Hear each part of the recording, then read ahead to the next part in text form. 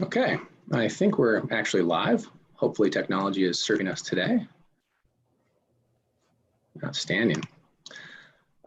So yeah, let's get to it. A warm welcome to John and Bridget and Martin, and to those of us who are joining via the live stream.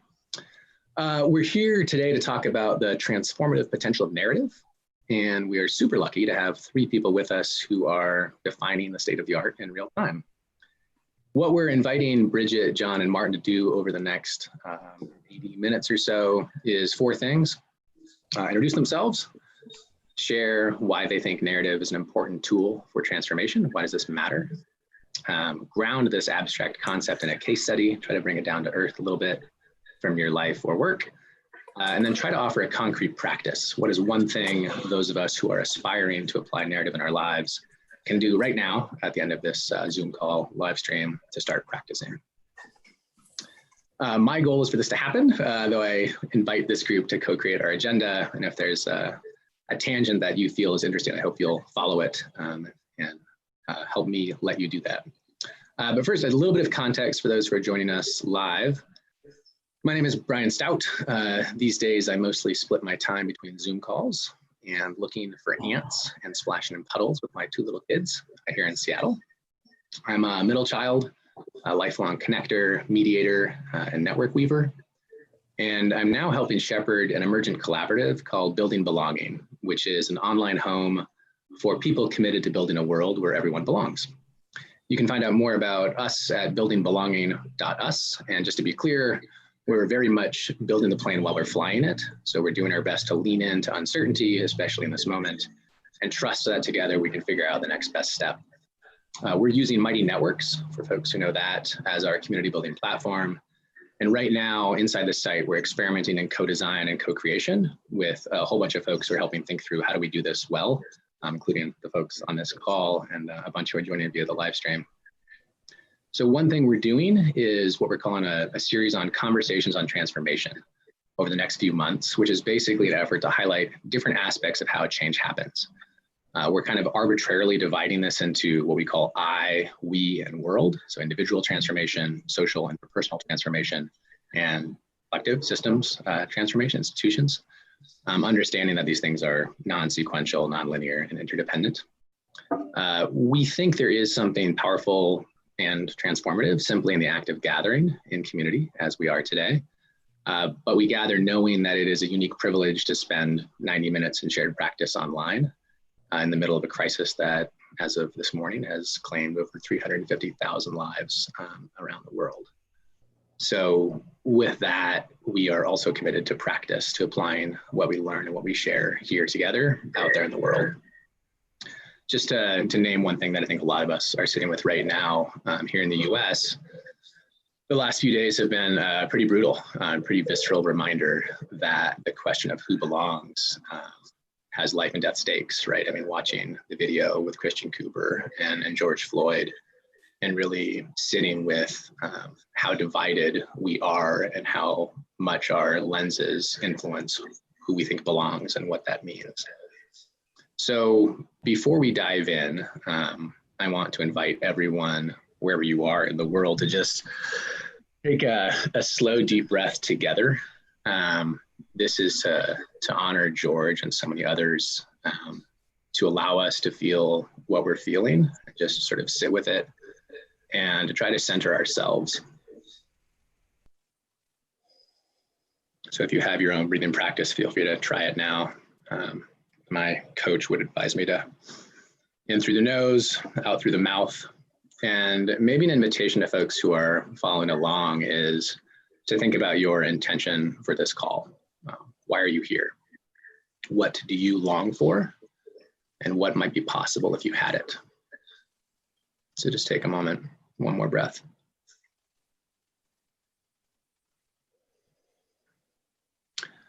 So thank you, and thanks to Martin, John, and Bridget for joining. Yesterday was John's birthday. Happy birthday, John. So we're gonna start with him, and then we'll go to Bridget and Martin. And the invitation for this first prompt is to introduce yourself. I am, my people are, I belong to. John. So good morning from California. Some of you may be on a different time zone. Thanks, Brian, for pulling us together. And what Brian didn't share is that he just had a birthday as well. So happy birthday, Brian. And like Brian, I'm a middle child. And some of you may know there's such a thing as the middle child syndrome that I am guilty of. And one of the ways people think of middle child syndrome is that the middle child tries to hold the family together. So they do become bridges and connectors in the family. And I didn't have those words growing up, but I think that's what I did and still do to some extent. And it's interesting. I tell this story. I met Joanna Macy years ago, and when I met her, we were having lunch together, and she said, "So John, tell me your story. Who are you?" And my response to her, and I guess my response somewhat today, is that, well, Joanna, we all have many stories. And many of them are partially true, but none of them are completely true. And she said, "I'm well aware of that. Pick one." so, uh, so I guess I say that I think it's important that we actually acknowledge our multiple identities, and not get stuck in any one necessarily.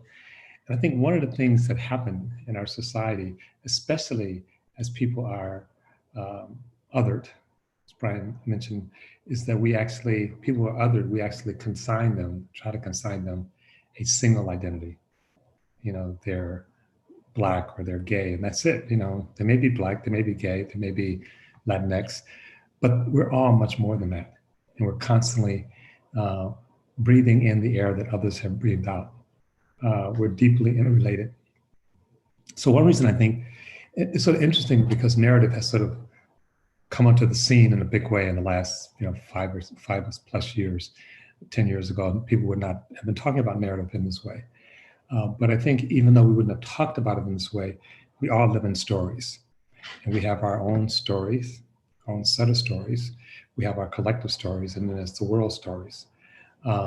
And those stories are quite important in terms of how we see the world and how the world sees us and how we populate the world. And sometimes those stories don't serve us well. So as an African-American man growing up in a country that is not all that fond of African-American men, and growing up in a family from the South, my parents were sharecroppers. They both have passed, really quite lovely family. Like I said, 6 of 9 children. I had the privilege, experience, burden of going to a lot of historically white colleges and doing some things. And so one story that reporters would always bring to me is like, so how did a Black kid from Detroit in a poor family escape the throngs of growing up in an underprivileged community and then going off to fancy schools? And I rejected that story. My family is quite lovely. I never felt like, and I had some issues with my family. I won't, sugarcoat it. But I am who I am today in large part because of my family. And so that's who I am. And also I've been put in a position to actually influence things. When the pandemic hit, it's hard, I think, on the whole world, still hard on much of the world. And as Brian suggested, we've lost worldwide over 300,000 lives, the United States over 100,000 lives. But actually, we've lost much more than that. And there's some possibility coming out of this. I was having a dinner, a spatial distance dinner with an epidemiologist last night, and she projected that we're going to see the life expectancy in the world drop. And not only that, we're going to see the life more morbidity, that the quality of life will actually change. So we look at the people who are dying, and that's appropriate, but we don't look at the ravaged ways in which people's lives are being truncated, even if they live, even if they don't get the virus. And so I think, for me, can we create a story? And now the story, in some ways, the backdrop has been given us. We're living in an age of pandemic. That's the backdrop. What do we do with that story? Is it a story where we close our borders? Is it a story where we become suspicious of each other? Is it a story where we um, hate each other? Um, and there are reasons why all of those things might happen. Um, there are reasons to be suspicious of the police, for Black people, Latinos, Native Americans to be suspicious of white people. But there are also reasons to come together. And I'll end just by a quick story that I shared with Brian before. As you can see, I have a beard. It's white, uh, and I've been on the earth a little while now, and I know in America that uh, white people oftentimes are consciously and unconsciously afraid of Black people. Um, and I think part of it is because of what white people have done to Black people. I think that's part of the fear. Um, so I'm sitting on a plane and sitting up in first class. So I boarded the plane early. This was a couple of years ago. And this family gets on the plane. They're a young, for purpose of this discussion, I would say a very white family without flattening them. Uh, and they have one kid in the arms and another kid who's maybe 3 or 4 years old, little girl. She's walking and her mother's holding her hand. She's going down the aisle. And then she sees me, this little girl sees me, and this stark expression comes over her face. And she becomes very tentative and halting in her movement. And she sort of turns back to her mother, and her mother sees her reaction. Then her father sees her reaction, and they're both, I think, terrified that maybe the little girl's going to say something inappropriate that will embarrass them in terms of race. And when the little girl gets right up to him, she says, "Look, Mom, Santa Claus." and, and I said, "Yes, and what would you like for Christmas?" And then she walks on. But I shared that as a story, right? I mean, it's a story. It was the little girl's story, but it was also her parents' story. And I was pulled into the story. And I could have been pulled into the story as a scary Black man, or in this case, I was pulled into the story as a benevolent Santa Claus. So that's the story I'll share with you this morning. Thank you, John. I appreciate it. Bridget. Yes, thank you, John. So the best way I could think of to talk about who I am is really to hearken back to who I come from. My whole sense of self, the way I enter the world, the way that I think about my relationships and my position in the world is really so influenced by my parents and the choices that they made and the people who came before them that informed those choices. My parents are of the Deep South. They're both from Georgia, and most of our family has been in the state of Georgia for multiple generations. And my parents did this really remarkable thing when they were just newly graduating from college after living their whole lives in the state of Georgia and being actively a part of the civil rights movements and the field operations in particularly my mother in Savannah, Georgia. They made the choice to get on a plane and move to Germany. My dad joined the Air Force. And so at a very young age, they left not only the state of Georgia, but the United States for the first time.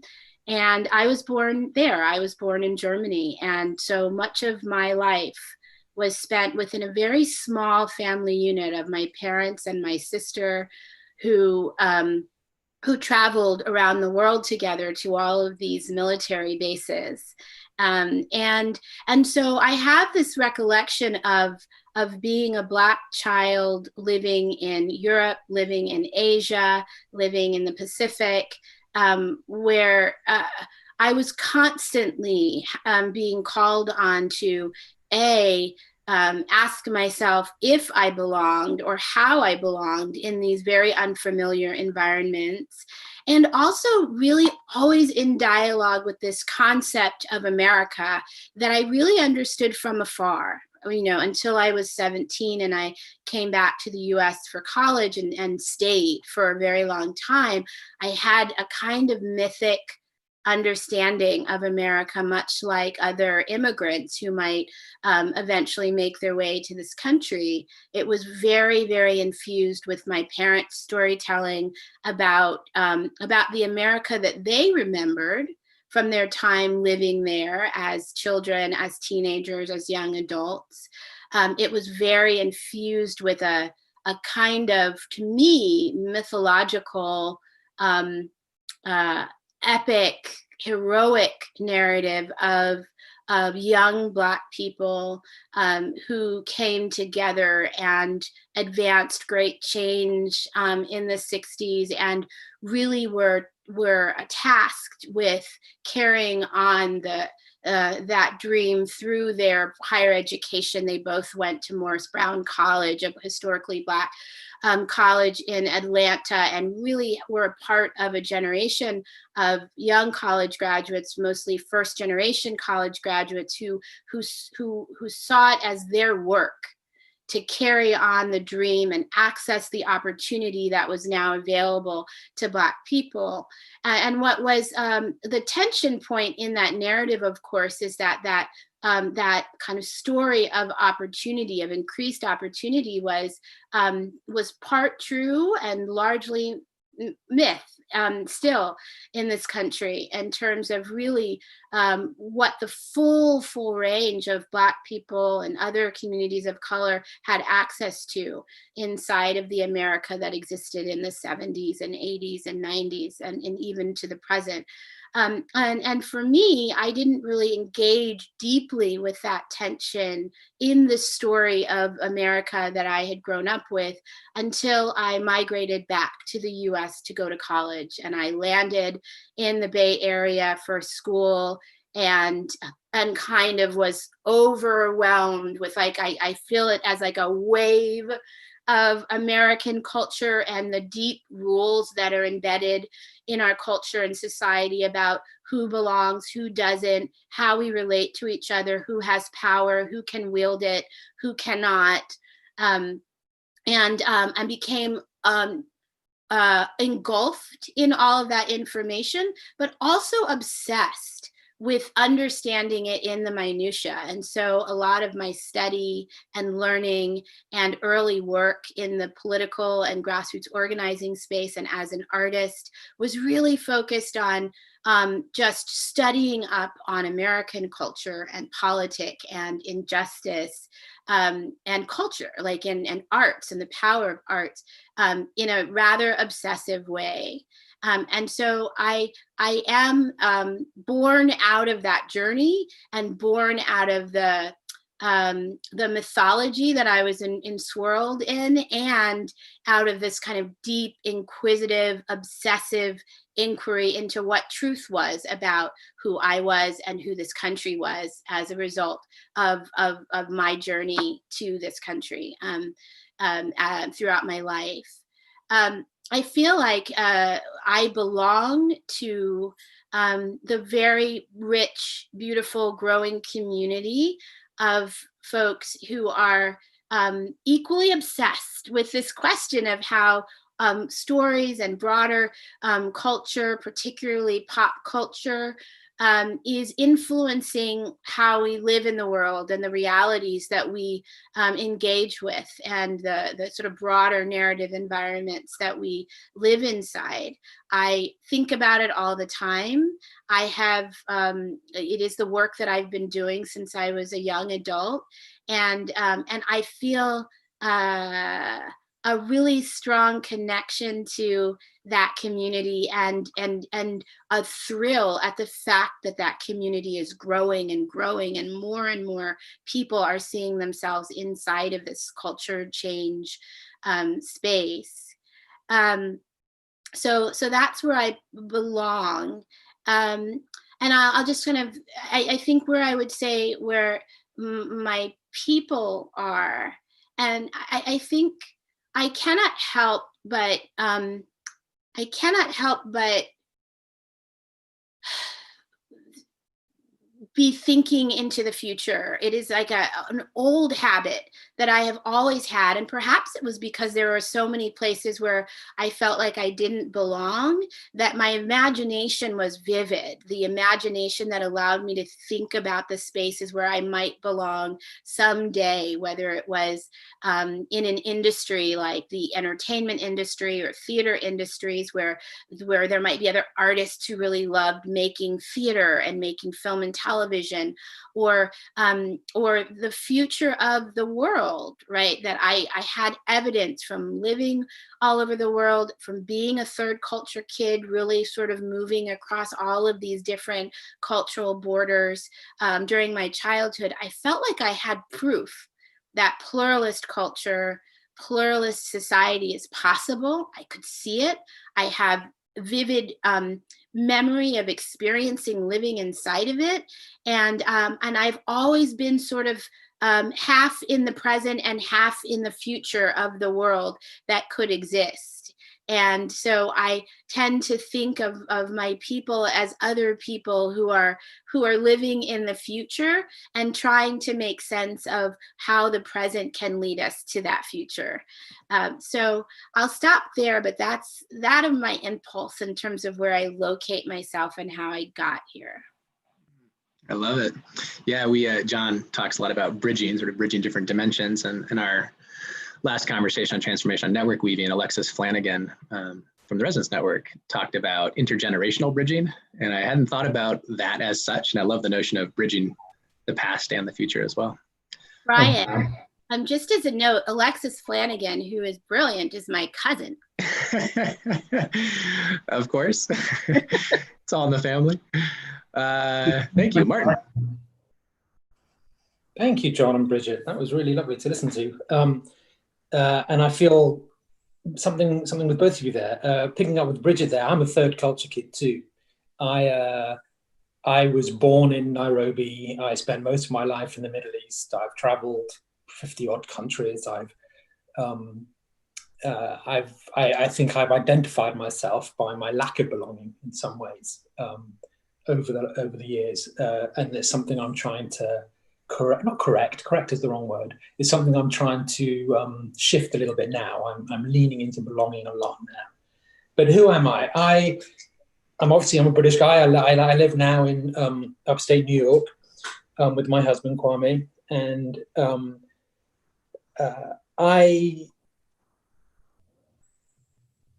yes, I'm in a transition state, which is why I'm kind of thinking. I feel I'm moving between states of being in a way right now.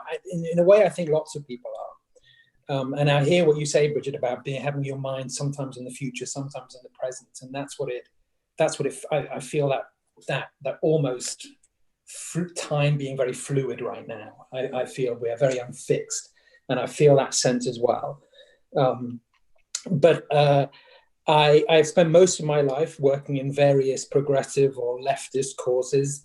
I spent a long time in international development, and it was actually narrative that showed me, that radicalized me essentially, and made me turn away from the international development sphere.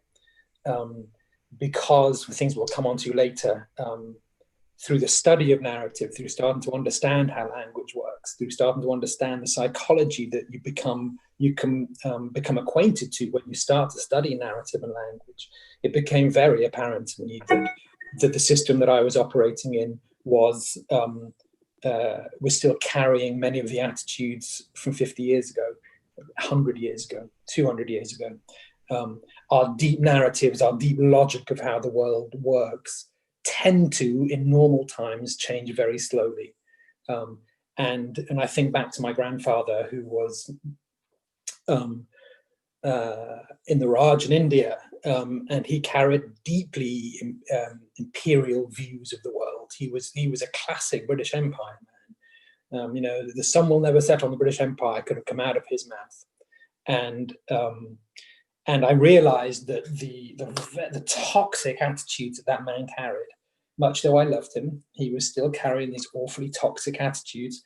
It was just a hair's breadth away from our current culture. And to think that that was a generation that's gone is wrong. We carry the attitudes of past generations in us very deeply. But I have spent most of my life in, as I say, in causes that were, at least on the surface, supposed to be progressive and very good. I've had several rude awakenings in my life that the attitudes that I had and the assumptions I made were resting on very faulty foundations. And I like to think it's something, maybe because I'm a third child, the youngest child, that I was a bit of a free floater. You know, by the time the youngest comes along, he's left to kind of do what he wants a little bit, and I certainly took advantage of that. I've taken very big swerves in my career, and the last one, because I started to become familiar with what narrative shows us, and starting to apply rigorous systematic methodology to the study of the ideas we hold and why we hold them, and starting to understand the cognitive psychology and the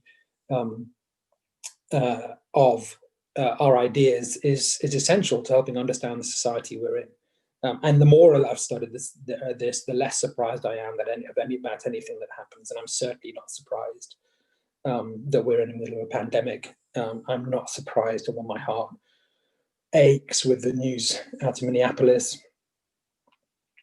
It is all the fact that these things happen are all, you can see the sources of them, the seeds of them all in the narratives, the stories we tell ourselves about the world and how the world works and who we are, and what it means to be human.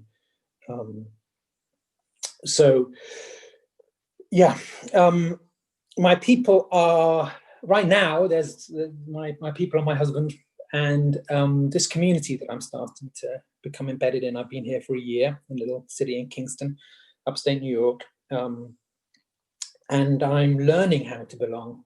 And it's a journey. It's not always easy, but I'm fixed on this now. This is, I know that I have to become of this place and of these people.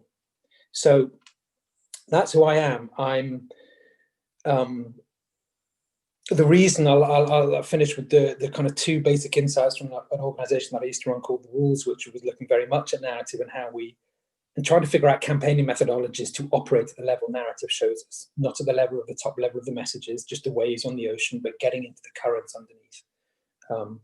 And we always said that the reason to study narrative is because all power rests on the ability to control language. And if you can't control language, if you don't understand language, you've got your hands tied behind your back. And the second one is that humans always make sense of their world through stories. And so to understand the stories and understand what the stories grow from, to understand the logic that the stories are constructed upon, is an essential tool towards being a positive force in the world. I'll stop there, Brian. Yeah, thank you. I feel like so much resonance with each of your stories. I like the notion of sort of bridging with ourselves and our different dimensions. We're going to pivot into introducing the concept. We always start these conversations with ourselves because her stories are ourselves, and so it's appropriate for this conversation to begin there.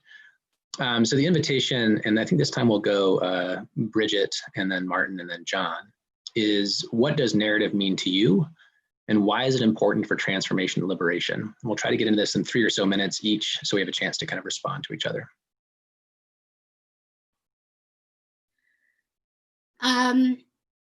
Yeah, I struggled a little bit with this question until I sort of like reworked it in my mind. Because, one of the things that I've come to understand in the work that I'm doing now is that it's not as much an inquiry around narrative as it is for us an inquiry around what we call narrative oceans or narrative environments, right? Like I'm really fascinated with what are the narrative oceans, the various narrative oceans that we swim in as individuals, as parts of different groups in which we feel we belong or we live outside of? What are the ideas or mental models, the narrative archetypes, those big stories, ancient stories that swirl around us and that most of us know and experience as real, that inform how we behave and how we relate to other people in our communities, families, and the world at large? And then what are the specific story experiences, whether they're in pop culture or they're in other spaces we occupy, cultural spaces, family spaces, school, and other kinds of educational spaces that that really, in some ways, they take hold of the power of those narrative archetypes, but they really kind of reinforce core ideas again and again, whether it's through the television shows, films, songs, books, media that we are engaging with. And so the inquiry that I'm particularly fascinated in right now, and certainly the Pop Culture Collaborative where I work is deeply fascinated with, is not how do we change the narrative, but how do we transform narrative environments? And what does it take to do that? Who needs to be in the process? Who are all of the different kinds of practitioners, artists, organizers, researchers, strategists, philanthropists, financiers, educators, etc., who have to be in the same process in order to understand what the narrative environment is right now? What are all of these archetypes and stories and mental models at work in us and around us? And then where do we want to be headed? Where's the North Star, this new narrative environment that we want to create? And how do we organize ourselves and create a shared understanding of the kind of content universe and experience universe that needs to be created in order to engulf or immerse masses of people? In our case, we think at mass audience level, to engulf masses of people in this new narrative environment. And so that requires analysis of particular narratives and particular ideas or mental models and etc. But it also requires like an ability to see the ecosystem, the networks, and how all of these ideas are connected and how they bounce up against each other to create depth of immersion for a particular group of people. And that's the newer space that I feel like I am, and all of us at the Pop Culture Collaborative are really trying to live in, is asking the question of what it takes to build a content universe and a set of experiences that can engulf people in a new way of thinking, believing, and behaving, and ultimately catalyze the sort of change journey required to move a mass of people into a deeply different, more humane, more pluralist, more just way of thinking, relating, and behaving in the world. If you figure that out, could you please share it with the rest of us? I mean, it's a group effort, so we're all in it together. Maybe in the next half hour or so we can knock it out. Thank you for that. Martin. Yeah, I resonate a lot with that. We also often talk about narrative spaces. You talk about narrative oceans, narrative spaces. I think probably similar. I tend to think of it as the kind of the hive mind psychology.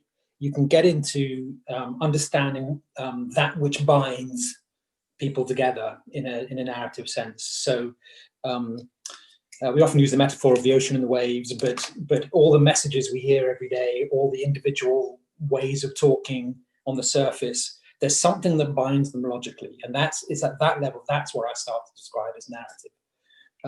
And it's in mental schemas, it's in frames, it's in there are different levels of frames, but it's really the logic that binds X. And you can define X in any way you like. It's the logic that defines America, you could say. Or you could say it's the logic that defines Democrats, the logic that defines, and you can go up and down levels as much as you like. And, but that's what I look for when I look for narrative. And I actually, first of all, use narrative as a diagnostic tool, where we'll look for, it's a way to listen. We often think of the internet, especially in social media, as a broadcast thing, somewhere to put yourself, somewhere to say your thing, and everybody's saying their thing. But it's equally true, and it's not untrue, but it's also equally true that the internet is like a giant ear on the planet. And it allows you to listen from the most granular to the most grand level, and you can be incredibly precise of which level you're targeting. So I find narrative skills allow you to do that. They are first and foremost a diagnostic tool. And I agree with you, Bridget, the sort of people you have around the table is essential to being able to hear that. That's a point about diversity, but it's a diversity of experience, but it's also a diversity of insight and training. So I always say to people, if you can possibly figure out a way to do it, get a cognitive psychologist on, get a cognitive scientist on board to help you, because they will ask the questions that you can't ask. It's not like you need that sort of expertise to get into narrative, but they are incredibly helpful, and that sort of expertise I find is usually not around the table, especially campaigning tables. You don't have social psychologists, you don't have cognitive theorists. You have an awful lot of people trained in marketing a lot of the time, and a lot of people with an awful lot of passion for justice. But narrative, especially as it's forming, especially as in this area where, as you were saying earlier, John, 10 years ago, nobody talked about narrative, and now it's on everybody's lips. I think it's really important that it's treated like a proper discipline. Like, there is expertise to be drawn on here.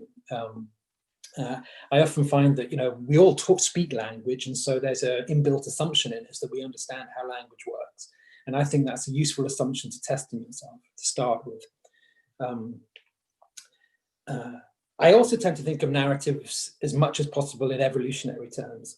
And I agree with you, Bridget, that the idea of just being able to change a narrative, let's go from this to this, betrays a lack of understanding of how narratives work.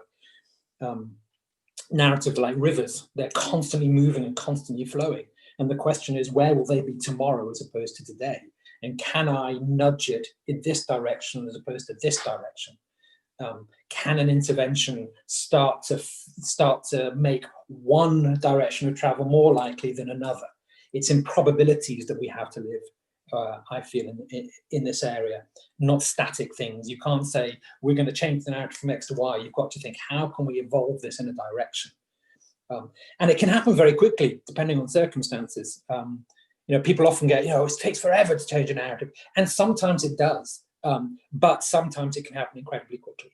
A big event, a big crisis can throw everything up in the air, and things can change very, very rapidly. So and now that we live in an age of almost permanent crisis, I think it's safe to say that narratives are in a state of permanent flux right now. And we should assume, certainly at a certain level, the deeper you go, the less they are in flux, tend to be. But and I'm just going to put a little tag here because I'm really keen to pick up this word with you, Bridget. Engulf. I love that you use that word engulf, but I want to get into that because that's a super interesting word to use. But there you go. That's how I understand narrative. Placeholder is noted, and just I want to do a quick call out. We had hoped to have G. Kim join today from the Narrative Initiative, and Martin had talked about the need to treat this as a discipline. So just wanted to highlight for folks, the Narrative Initiative has been a place that is helping try to bring different aspects of the practice of narrative together as an on board. So we'll share that in the chat. John, what does narrative mean to you? Why does it matter?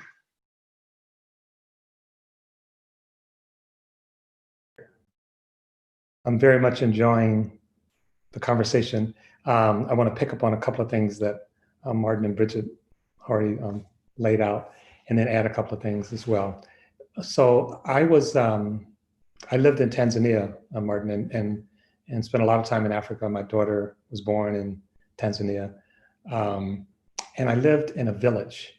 And at one point, it became awkward. I'll just share part of the story.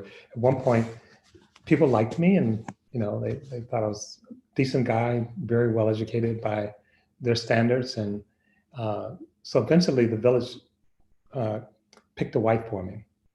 I was already with someone, but frankly, they believed in polygamy, so that wasn't a problem.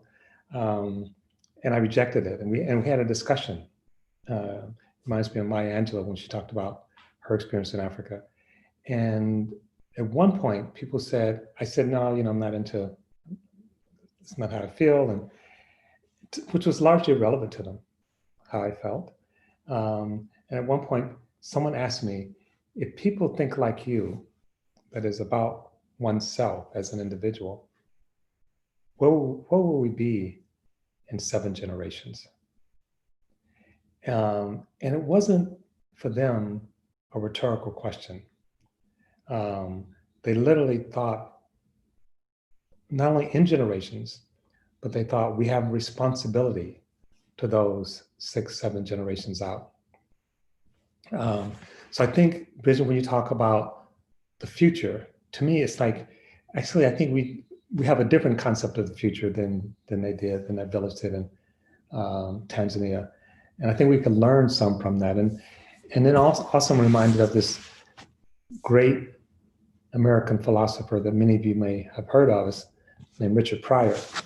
And Richard Pryor tells a story of being before a judge, and the judge is getting ready to lock him up. And he says to Richard Pryor, before I announce the rest of my sentence, is there anything you'd like to say? And Richard Pryor says, well, Judge, you've taken my family away from me. You've taken my job. You've taken my freedom. Is there anything else you want? And the judge leans across his desk and he says, do you have any dreams? And I think part of what we're fighting against or struggling with is in an oppressive society, what happens sometimes is that people's dreams are taken away from them. And I want to suggest that's not just the future, it's actually the present. It actually has a powerful effect on the present. Getting closer just a little bit to your question, Brian, in terms of narratives, I think there are different ways, as Martin sort of suggested, of understanding narratives. And I study and teach a little bit about the mind science, and the interesting thing about it, in a way, it is a discipline. It's a powerful discipline. It's not even, it's empirical. It's not Freud. It actually, we can go very deep, but we also need some humility. I think that in some ways, both reality and the possibility will always outdistance our understanding.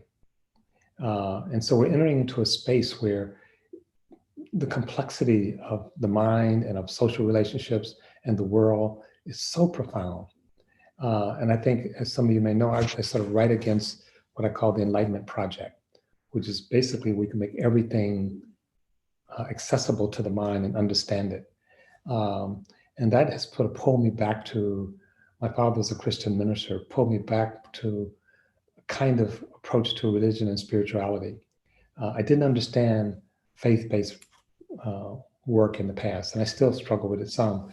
But now I accept it on some level, because I feel like there are always things in life that we will not fully understand that we still have to engage. And that's in part where faith comes in.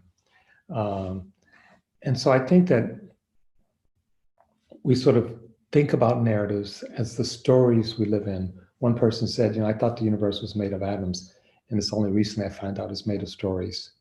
And those stories, though, are big. I mean, they're not just messages, as Martin was saying. They're not just, things we tell our children at night. And most of them actually operate at an unconscious level. So it's not surprising, Martin, that you said, as you grew up, you found that there are things about yourself and your life that you are disturbed by. I think that's true for most of us. But can we actually construct a space, a story, and story may sound too glib, where we all belong?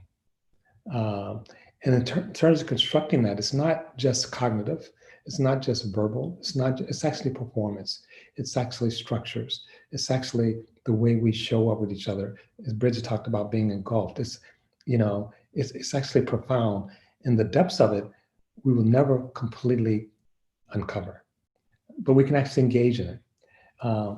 And I'll end by saying two things. One, Martin talks about being in a constant state of crisis, and part of the meaning of crisis, as people know, is the turning point. I think part of the thing that's happening now, and what happens often in the crisis, is that stories, narratives that have worked relatively well for some people actually stop working. And so the contest doesn't just become over material resources, although that's true too, but the contest become over stories. The contest become over narrative. The contest in this case, in some ways, is who belongs. And you have one group of people saying, only small group of people, Christian, Protestant, white men, white people, those are the ones that belong. And everybody else is expendable in some way, whether it's George Floyd. And so interesting, but it's not just a story. It's a story that has some truth to it. So the fact that the woman in Central Park believed she could call the state, she could trigger the state.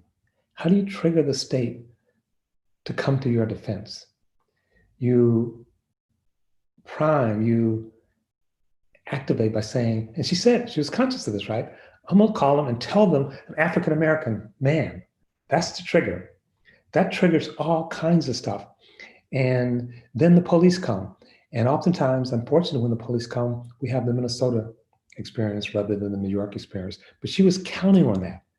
As a person, I'm gonna grab this narrative, this story of an African-American man. The story is, the narrative is, you as an African-American man, even though you graduated from Harvard, even though you like birds, really? You're still dangerous.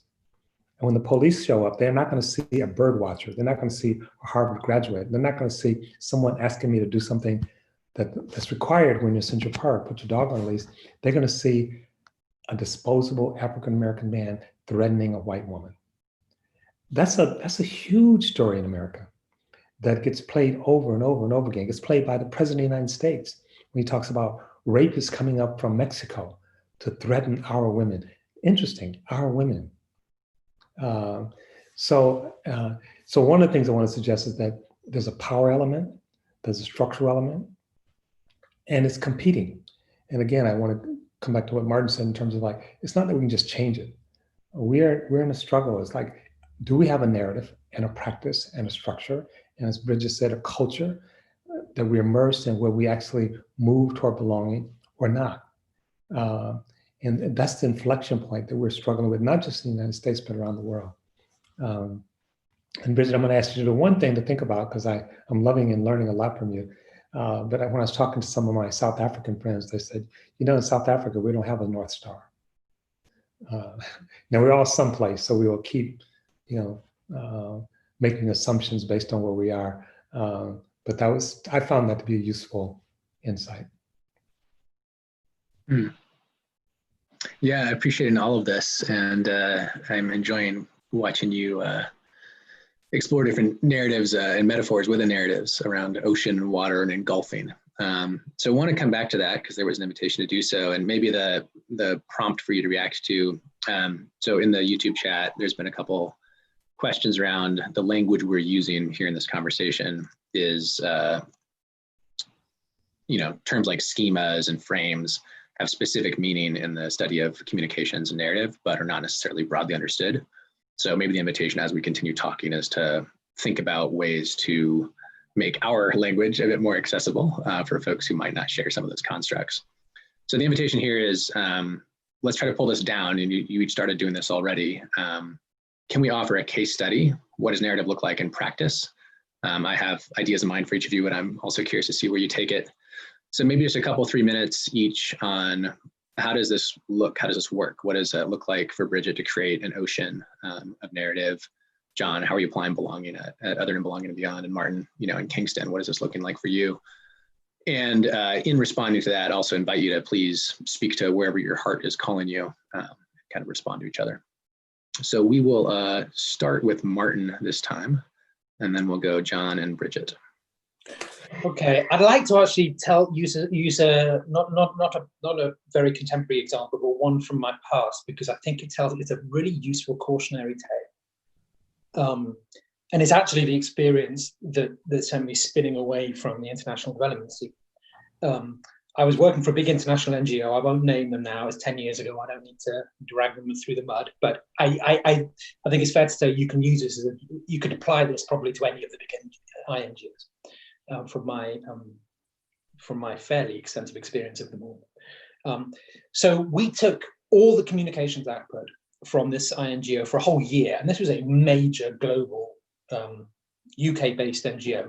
Something like 200,000 words and images, every email they sent, every fundraising email they sent, every campaigning email, every article they wrote, everything. And we gave it to linguists, and we said, just tell us what you see. And they came back and they said, you are clearly trying to do good in the world. You are trying to help people. That is clear from all your messages.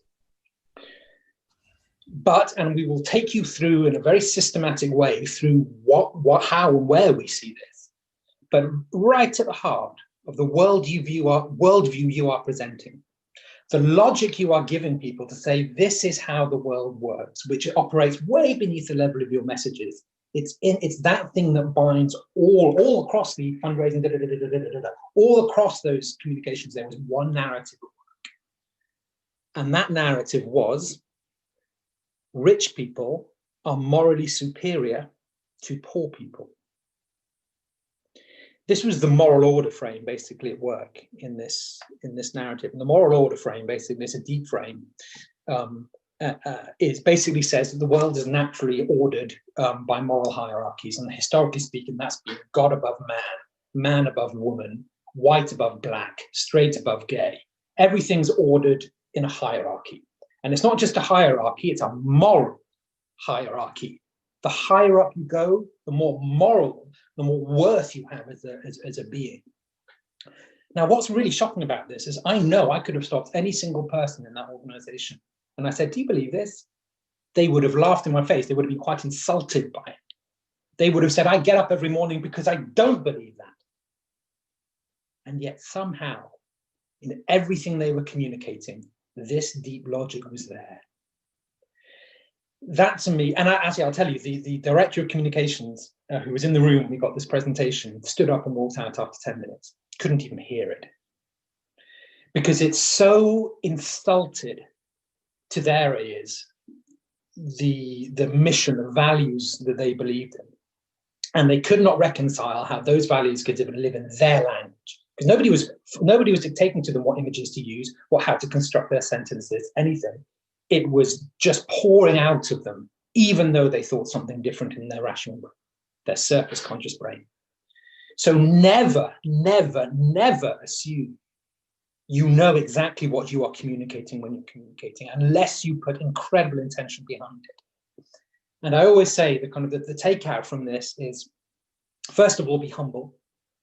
Be humble about what you don't know, and assume that you are not in control of your language, rather than assume that you are. And the second thing is, you have to just think about campaigning very, very differently. You can't just take a policy idea, give it to a marketing department, and tell them to wrap it up in some pretty communications and shove it out there. You have got to start with your framing. You've got to start with the core logic of what you do. And there are ways to do that, and we can talk about that coming up. And then and only then, when you are standing in very solid narrative grounds that you understand, then you can take it to the marketing type people who can just put a shiny gloss on it. But the questions they ask, the attention they will pay, what they consider important, completely ignores the most important bit of the narrative. Yeah, I think I'll stop there. It was like it's a plea to humility more than anything. The narrative is incredibly powerful. And unless you're careful, you're not entirely sure what narrative you're projecting. Very well said. John? So a couple of things. Brian, I know we're going to get to it, but I'll maybe jump ahead and get to it now. And that's the idea of co-creating. So narratives operate at multiple levels, and global levels at the deep unconscious level. And they impact us at deep levels. And we've sort of conflated narratives with messaging and marketing. But also we're in a collective dance. We're in a social dance. So, so in a sense, we're making something together. And unfortunately, too often we sort of do something off in a corner by ourselves to actually sell, give, influence people. In that process, in a not necessarily nefarious way, but it's kind of manipulation. You know, I'm gonna say something and impact people a certain way. Whereas co-creation basically says we are all, Martin, your point, all moral beings with dignity and equality. So that requires listening. That requires not like sort of packaging something and giving to people. That requires people being engaged, and not just engaged in their life, but engaged in my life. A lot of times we talk about, I think actually the concept, I just think came from a good place, but I think it's a mistake, the idea of self-determination. Judith Butler would make it clear to us that she talks about in a book, The Power of Nonviolence, when she says people actually say one of the reasons to engage in violence is self-defense. And she says the obvious thing that's missing in that statement is the understanding of what the self is. We're thinking of the self as sort of isolated by himself, and she would say it is a himself. So if we think of ourselves in a powerful, inextricable set of relationships, then the narrative and the discourse becomes multi-directional. It doesn't become my just sort of pushing something out there and other people being impacted by it. And we will never have full consciousness of what that is. But it matters, and people have different power within that narrative. So the powerful, frankly, and we all have power, but the powerful have more influence in terms of the narrative, whether it's pop culture, as Bridge talks about, or whether it's psychologists. But think about the birthers. Those who would say Obama doesn't belong. Well, how do you say he doesn't belong? Well, there's a series of things. No one said that exactly, right? But the message was clear. Well, first of all, he wasn't born in the United States. He's an illegitimate president because the Constitution says you have to be born a US citizen, not necessarily born in the United States, but born a US citizen to become president. So he was not born in the United States. Okay, he was, of course he was born in Hawaii. Okay, a funny part of the United States. But the interesting thing in that discourse is people ask for things. Well, if he was born in the United States, where is his birth certificate? Trump was one of the birthers, was one of the early birthers. And so when Obama produces a birth certificate, does it change anybody's mind? No. So that also sort of gives us some sense of the relationship between these powerful narratives and facts. We think, just do a fact check, that'll do it. And so it's like everyone has a fake birth certificate. That doesn't mean anything. And then there's this interview with the Trump supporter, this woman, and she's saying, there's no proof. And the interviewer said, what about the birth certificate? Said, that's not real. Anyone can get a fake birth certificate. And she says, well, what about Trump? How do you know Trump was born here? She said, well, his mother said he was born here. I said, what about Obama's mother? We can't trust her, right? She's outside of that circle of being a moral actor, so we don't trust her. Then, to compound it, think about this. Jeremiah Wright was Obama's minister. I know Pastor Wright. He's a very passionate Christian minister out of Chicago. So Obama gets tagged for having this fiery Christian minister who supposedly don't like white people. And what he doesn't like is white supremacy. He's not against white people, he's against white supremacy. And there's a linkage there. So Obama supposedly have to disown his minister, like Christian minister. But then the story goes on. Obama's a Muslim. Now, most Muslims, I have Muslims on my staff, I have Muslim friends, and not one of them have a Christian minister. They have Christian friends, but they don't have Christian ministers. So the illogic of this person born outside the United States with a fiery Christian minister, and that's a Muslim. And you sort of look at it and say, wait a minute, this just does not make sense. This story does not hold. And so it's sort of interesting to sort of realize that something's happening at a different level. It's not a logical level. It's an emotional level. And oftentimes when we think of, stories and just telling the truth, fact checking, we think that's the power. And so certainly those of us who spent too much time in college, so we want the citations, we want the facts. So that's an example, a very practical example. And to this day, there are a large number of Trump supporters who do not believe Obama's an American. Now, what they really are saying as well is that Obama doesn't belong. He doesn't belong in the White House. He doesn't belong in power. He doesn't belong in that white space. And so, in a sense, that's a case study. That's a national case study. And the fact, and you see it playing out today. Is the coronavirus real?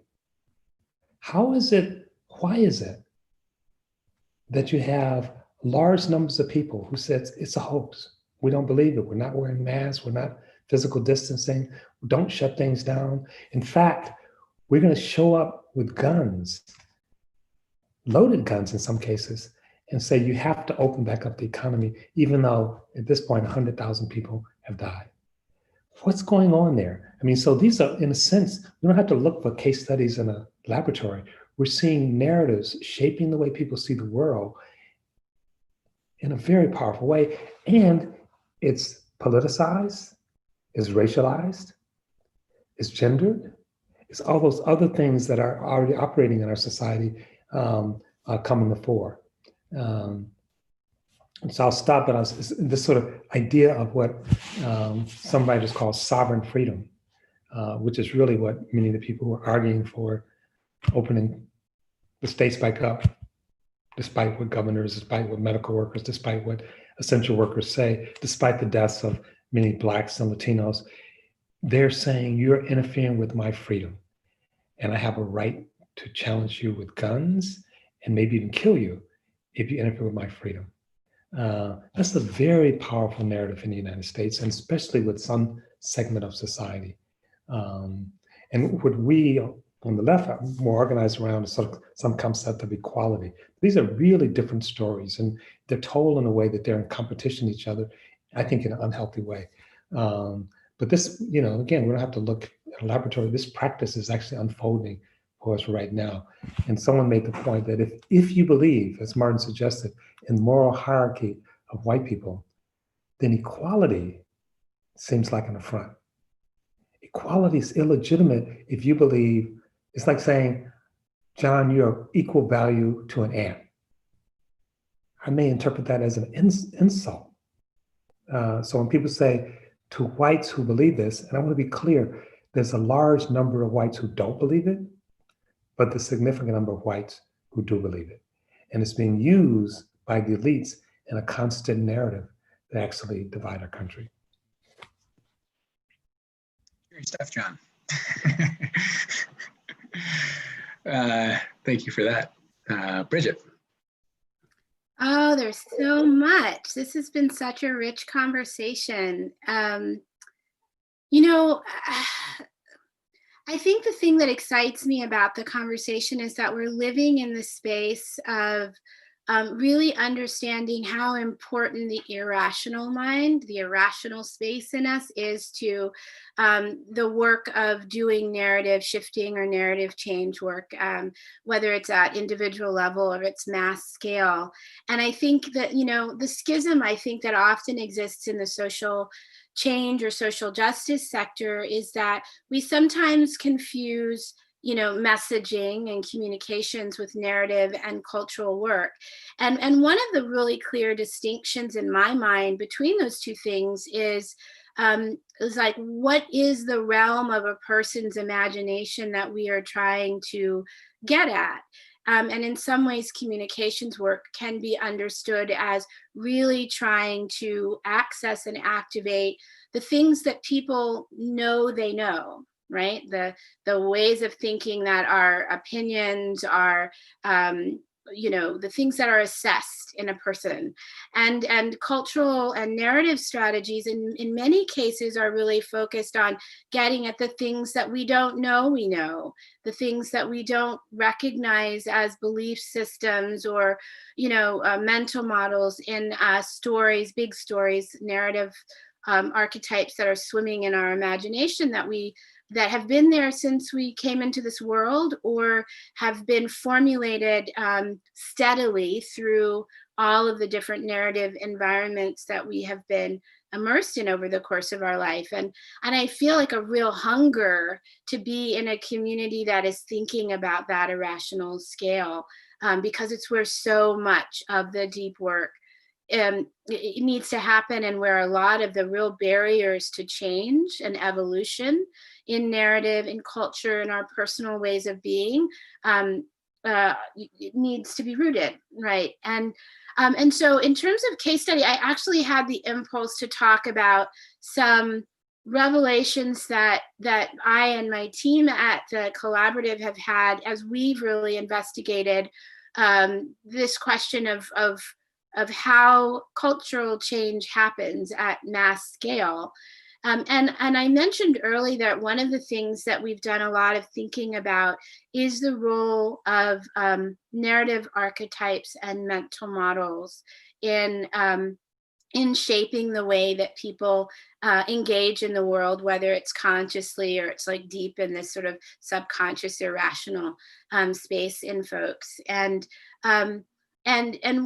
there's one kind of a revelation that I personally had in the course of a research project that I was co-leading with Unbound Philanthropy before I came to my work at the collaborative. Unbound is a foundation that's based in the US and the UK that's focused on creating the conditions for Americans to collectively create a just immigration system and policy. And so conditions are structural, policy-oriented, litigation focused, but also deep organizing and narrative and culture work. And this research project was really trying to understand why the immigrant rights sector was so incredibly vulnerable to anti-immigrant narrative strategies, right? Like that for every step forward that the immigrant rights movement made, it didn't take an awful lot for anti-immigrant, anti-pluralist narrative strategists and kind of narrative work to kind of topple those kind of pillars of power that were being erected in the immigrant rights space. And the question was why? Why are we so vulnerable to those anti-immigrant sentiments? And so we started to try to sort of dig in, look at the messages that the immigrant rights movement shares, and then go those layers underneath messaging and communication and look at the deep-seated ideas or mental models or stories, big stories, archetypal stories that are at work in culture that are preventing most people from really standing very firmly with incredible resilience in the face of anti-immigrant narrative work. And one of the things that we came to in looking at mental model analysis that prevents kind of majoritarian insistence upon a just immigration policy that is rooted in the assumption that immigrants, that people who come from all over the world and who make their life in the US inherently belong here, and that our systems and structures and cultural norms should reflect that. One of those was a mental model that the researchers in this project, this realm of the project, was led by a narrative strategist named Ryan Sensor and his colleague, Eleanor Morrison. And they developed this analysis of a mental model that they called the guest covenant. And essentially what this kind of like field of ideas was really predicated on the idea that most Americans have in their deep consciousness, imagination, psyche, this relationship to immigrants that really is about the story of guests and hosts, right? That people who were born here or people who have been here for generations are hosts in a house that is America, and people who arrive here, particularly those who've arrived here recently, are guests in this house called America. And so a lot of the communications work is about like, how do we welcome new guests to our home, right? Like that is the way that the immigrant rights space has in some ways really characterized that relationship. How do we be good neighbors? How do we welcome people and make people feel at home in our home? So one of the complications of that, of the guest host story, of that relationship, is that we have underneath that some really key assumptions about home and about guests and hosts that are at work. One is that most of us have, is that if I invite you into my home and you are my guest, then the assumption is that you play by my rules, the rules of my home. And if you don't clean up after yourself in the bathroom, or you eat all the food out of my refrigerator, or all of those things that could happen when we have a guest in our own personal home, well, I have every right to tell you to leave, to communicate that you no longer belong in my home.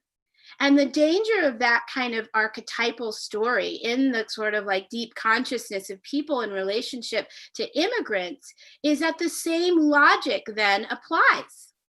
If you are perceived to be behaving illegally, or if you have not justified how you belong in this country, or you're not behaving like other Americans behave in this country, whatever that concept may be, we have the right, and it's absolutely politic and polite and proper etiquette to rescind the invitation and the welcome.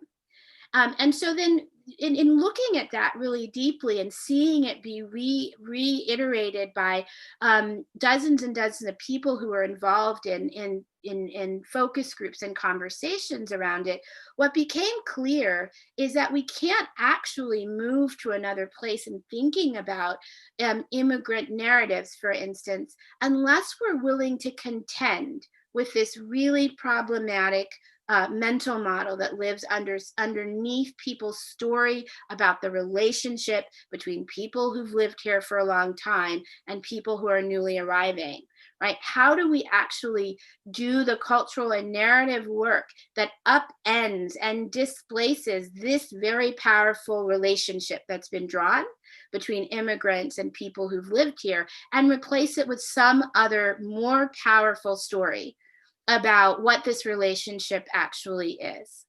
And so there's then a whole field of cultural strategy and storytelling work that can then emerge when you set yourself to the task of upending a deeply seated idea like that.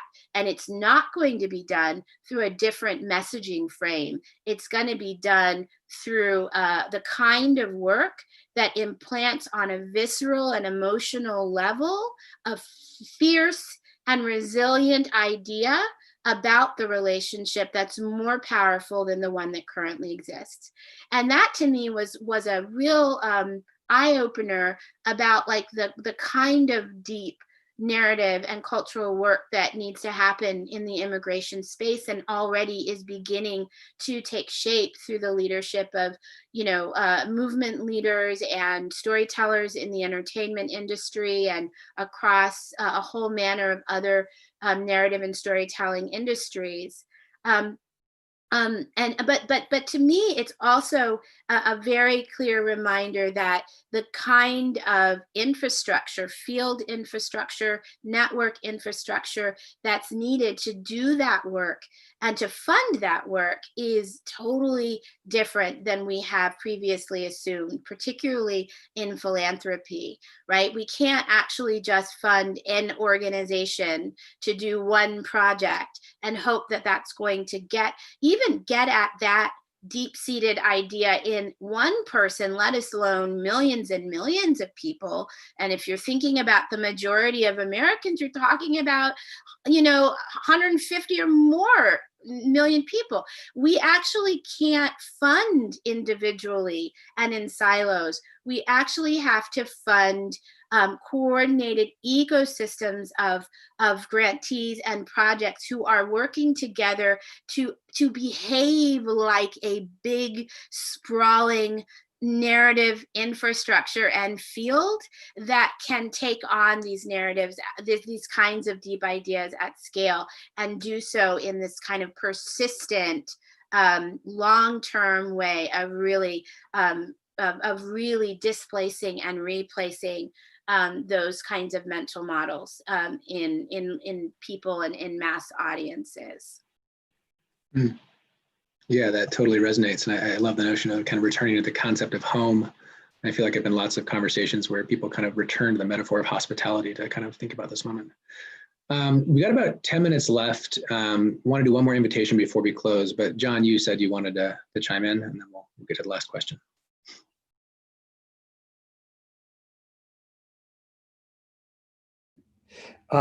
So I think Samuel Huntington wrote a book, Bridget, which actually captures a lot of what you said in the book. That's called "Who Are We?" And he argues that we have to stop saying we're an immigrant country and we say we're a settler country. And the settlers actually create all the norms and conditions, and anyone else who comes, they don't have the right to actually change those norms and conditions. They have to adhere to them. And it's your motto in terms of a house. And so he says, and if people don't adhere, we should have no hesitance to tell them they're not welcome and to leave. And I mean, it's very close to what you just said, but I want to complicate it a little bit as well, because two things: the country was inhabited when the Europeans got here, and so we have to remember. And Huntington skips over that. I mean, it's sort of like, so what do you do with Native Americans? And secondly, I lived in Miami, and I worked in Miami for a number of years. And I was there. I was actually head of legal services when the Haitian refugee crisis happened. And the way the Haitians were treated compared to the Cubans was an incredible difference. Now, in a sense, they both were, in this metaphor, right, guests. But the way the country responded to them was radically different. And so the two things I want to add is that, obviously the idea of race, right, is that immigrant from Canada, or as number 45 would say, he doesn't have any problem with immigrants from Norway, So in the role of race, and particularly anti-Black racism, in terms of the American psyche, is so profound. And Paul Krugman has made the observation that you can't understand the economy of the United States if you don't understand race. I mean, it's just so embedded. And then if you think about the protests in Charlottesville with the Proud Boys, where they were chanting, "The Jews will not replace us." So there's this deep fear of the quote unquote other that represents an existentialist threat to certain groups of whites. And until we grapple with that, I think we can make some progress, but we can't get at the hard core of it. That somehow, and I'll stop after this because I know we don't have much time, but think about in US history, the one drop rule.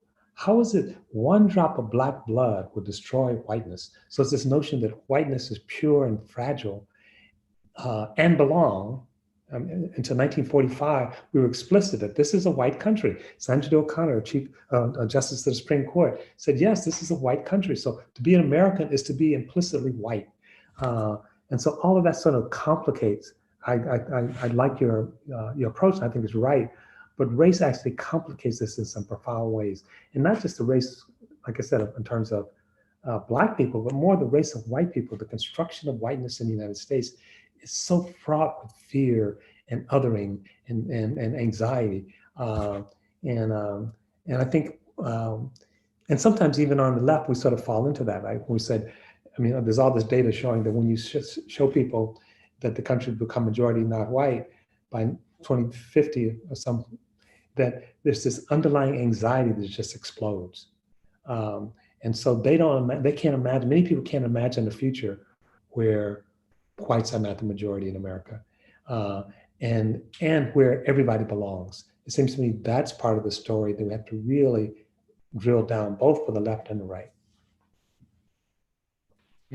Yeah, and I would just add to that, I absolutely agree. And it's one of, I think race is one of the ways that we are able to see the immigrant rights sector, for instance, more and more seeing its place inside of the racial justice movement, because ultimately this problem around immigration is actually a problem of belonging that's shared across a much wider community of people, many of them identified as outsiders through racial identity and the racial hierarchy, who have been deemed to not belong or not to be original owners of this concept of America. Right, so we can see how immigration is, in some ways, it is a proxy issue for this deeper struggle around the struggle to basically move more and more people of color out of the center of the American idea. Some people have been here for longer. Some people see themselves as having very deep and even indigenous roots to this land. But fundamentally, the concept of this nation was defined to exclude, to naturally exclude most of us. Right. No, and just one last one. I completely agree. And I think one of our challenges is, can we co-create a future where we all belong? So it's not just joining America as it is or as it was, but America as it will be. And we don't always do that. And even sometimes we talk about social justice and people of color, and I oftentimes say yes, and whites. We include whites in that as well, which is a hard sell on the left of the whites in a world in which we can imagine where social justice reign from all over the country, the whites will actually be part of that in a positive way. No, I'm loving this exchange, and I'm just kind of reminded of how contingent belonging always is, right? From that dominant perspective, like with COVID, we're seeing the resurgence of anti-Asian racism and xenophobia, and the model minority myth is quickly rescinded, right? That status is always contingent. I don't want to close this conversation, but I do want to respect folks' time, those following in the group here. So the invitation to close here in the last 3 or 4 minutes is you can choose one of 2 responses or go whatever direction you want. One is, if you can offer a practice, what's something concrete anyone watching right now can do to start getting at this narrative question, applying it in their own lives. I'll just stop with that one. And if you don't want to do that, you can go whatever direction you like. But why don't we start with Martin, and then we'll go John and Bridget. Oh, sorry, I turned my camera off there. Yeah, this is a really simple one. And the idea of this is really just because sometimes, especially because this is a buzzword where lots of people are talking about narrative, it can feel off-putting, and people can feel, I don't know where to start. I don't know, I need an expert with me. So I just want to dispel that. Yes, there is great knowledge and learning we can draw on. We absolutely should. So definitely start to read about narrative, pick up the books. The book that I would suggest starting with, to be honest, is Metaphors We Live by George Lakoff, because that really gets you to understand the power, the raw power of metaphor. Our world is guided by metaphor. So definitely please do all that. But the simple answer to this question is put your attention to it. The first thing you can do is start to put it into your mind and start to play with it as an idea. And one thing that you can do that we found when we work with groups quite active, just to give people a little taste of it, take and find some language and find something you think is representative of an argument. It can be a paragraph, a couple of sentences, not too long. And I suggest you try and do this with somebody else because you want the comparative stuff to really kind of spark the conversation. And so if you can find a paragraph that you think represents the essence of an argument that you want to engage, a narrative that you want to engage. And then just ask yourself 3 questions as you read it. I would separate out and each do it separately and then come back together and discuss what you find. And ask yourself 3 questions. In what you see, who's active and who's passive? That's the question that gets you to the power dynamics. Who's the person that's doing things and who's the person that's having things done to, or the group or the country or whatever. Secondly, can you find a metaphor here? So Bridget, your example is so powerful. I think it's absolutely true, but then you're working with the metaphor of home there. And if the metaphor is home there, you will see it all through the language once you start to put your mind to it. It'll be in the words, it'll be in the imagery, and just see what you can feel. Do you see something here that's non-literal, that's drawing on a set of assumptions? They're not using literal language, they're using metaphorical language. And third question to ask yourself is, can you see any assumptions underneath what's written? Can you see anything here that doesn't answer itself, but just draws on another idea? And then spend 10 minutes doing it, get back together and see what you find. And that's starting to give the experience of what a useful narrative analysis can be. So who's active, who's passive? Can you see a metaphor? And can you find any assumptions underneath what's being said? And that gives you a doorway, and then start to read lots of good books. Thank you, Martin. Yeah, and I love the notion of doing that together with some other folks in relationship for some accountability. John, a practice you'd like to offer?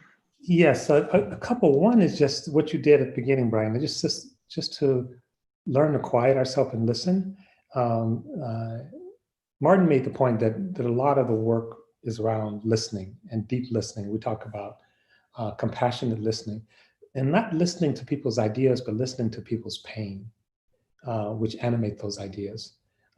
So including our own, and especially people who we don't completely agree with. They can be, we talk about bridging, so I can't go into it in the little time we have, but I have children and grandchildren, so part of it I would say is like also looking for stories and telling stories from different perspectives. So one of them I was trying to find, I think it's either called The True Story or The Real Story of the Three Little Pigs as told by the wolf. It's a cute little story, it's a kid's story, right? But it tells us the Three Little Pigs story from the perspective of the wolf. So just to do that, just to play with what we call perspective taking, but you can do it in stories, you can do it yourself. There's one practice, a group meets, and at different times when you speak, you have to speak in not just in someone else's voice and someone else's perspective. So not what they said, it's like you embody it and you actually do that. So the last thing I'll say is, were you dancing? To me, not just dancing alone, people are free form, but where you're dancing with a partner, where you have to sort of reflect each other. There's a lot of power in that. And it helps us get out of our own head. It's an attractive invitation for a post-COVID world, or for those of us who can dance in our own homes. Bridget?